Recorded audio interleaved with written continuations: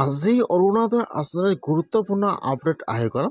যিসকলৰ একাউণ্টত 7 অক্টোবৰত অৰুণোদয় আঁচনি পইচা সোমোৱা নাই, আজি কিন্তু সেইসকলৰ কাৰণে অৰুণোদয় আঁচনিৰ গুৰুত্বপূৰ্ণ আপডেট আহি গ'ল। এইবাৰ কিন্তু সকলোৱে অৰুণোদয় আঁচনি পইচা লাভ কৰিব।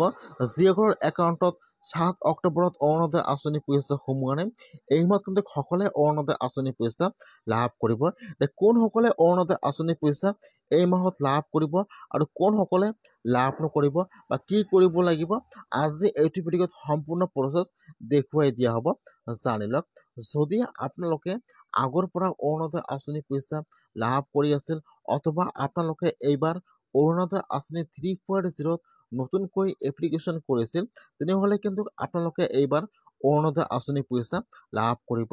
যদি আপোনালোকৰ একাউণ্টত 7 অক্টোবৰত অৰুণোদয় আঁচনি পইচা সোমোৱা নাই, তেনেহ'লে কিন্তু আজি অৰুণোদয় আঁচনিৰ গুৰুত্বপূৰ্ণ আপডেট আহি গৈছে।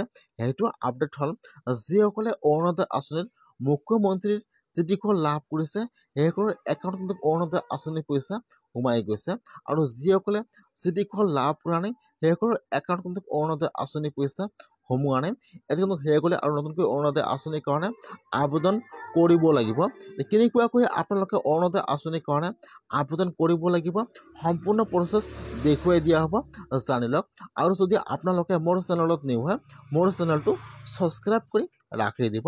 যদি আপোনালোকে এইবাৰ অৰুণোদয় আঁচনি 3.0 নতুনকৈ এপ্লিকেশ্যন কৰিছে অথবা আপোনালোকে আগৰ পৰা প্ৰতিমাহে অৰুণোদয় আঁচনি পইচা লাভ কৰি আছিল, কিন্তু 7 অক্টোবৰত আপোনালোকৰ একাউণ্টত অৰুণোদয় আঁচনি পইচা সোমোৱা নাই, তেনেহ'লে এতিয়া আপোনালোকে অৰুণোদয় আঁচনিৰ EKYC কৰিব লাগিব।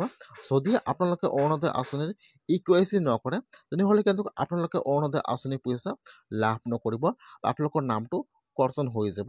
এতিয়া কিন্তু অৰুণোদয় আঁচনিৰ EKYC আৰম্ভ হৈ গৈছে।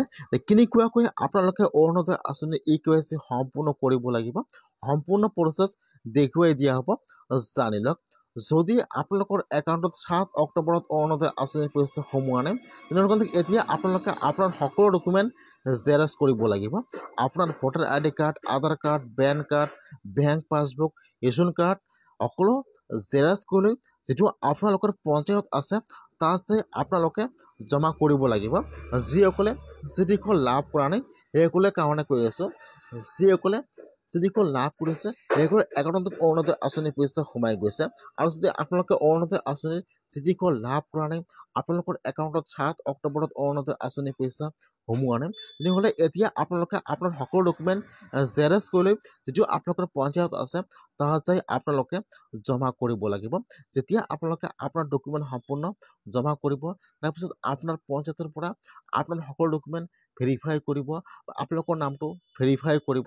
যদি আপোনালোকে অৰুণোদয় আঁচনি পোৱাৰ যোগ্য হয়, তাৰপিছত আপোনাৰ পঞ্চায়তৰ পৰা আপোনাৰ ডকুমেণ্টবোৰ DC অফিচত পঠোৱা হ'ব।